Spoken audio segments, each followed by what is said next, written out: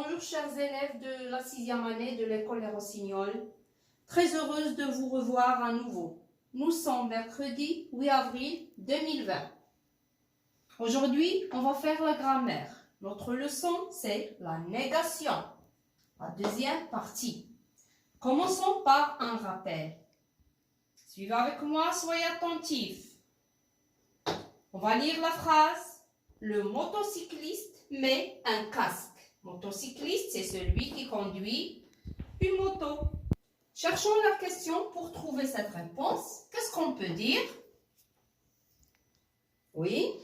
Est-ce que le motocycliste met un casque? Alors, comment on a répondu ici? On a répondu par oui. D'accord? On peut dire oui, le motocycliste met un casque. Alors, quand on répond à une question par oui, cette phrase, c'est une phrase affirmative. Lisons la deuxième phrase. Il ne met pas un casque. Allez, on va chercher la question. Qu'est-ce qu'on peut dire? Est-ce qu'il met un casque? Comment on a eu la réponse? Oui. C'est comme si on a dit non, il ne met pas un casque.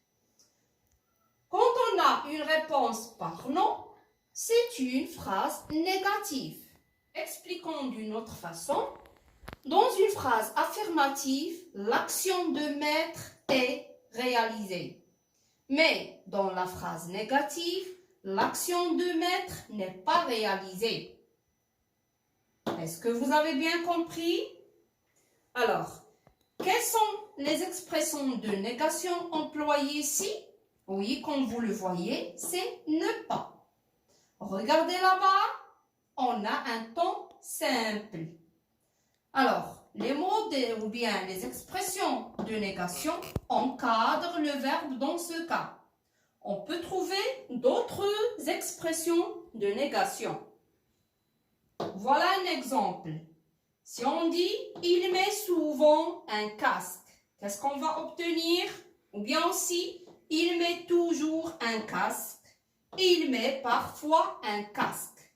Si on voit ces mots dans la phrase affirmative, alors, pour la transformation en une phrase négative, voilà ce qu'on va obtenir.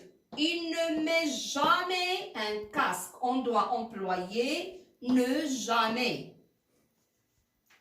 La phrase suivante, si on dit il met encore un casque, regardez, dans la phrase affirmative, on a encore. Transformons cette phrase en une phrase négative. On va dire il ne met plus un casque. Quelqu'un met un casque. Qu'est-ce que vous observez ici? Quelqu'un. Ou bien quand on trouve tout le monde met un casque. Alors, si on transforme en une phrase négative, on va obtenir personne ne met un casque. On peut trouver d'autres mots ou bien, d'autres expressions de négation. Prenons un exemple. Il met un casque et des gants. Il y a la présence de « et ». Alors, à la forme négative, on va dire « il ne met ni casque ni gants ». D'accord? Vous avez bien compris? Maintenant, faites attention ici. Regardez, il a mis un casque. Qu'est-ce que vous remarquez là-bas? On a un verbe au passé composé, c'est-à-dire c'est un ton composé. Transformons cette phrase en une phrase négative. Qu'est-ce qu'on va obtenir? Il n'a pas mis un casque. Alors, dans ce cas, les expressions de négation doivent encadrer l'auxiliaire avoir.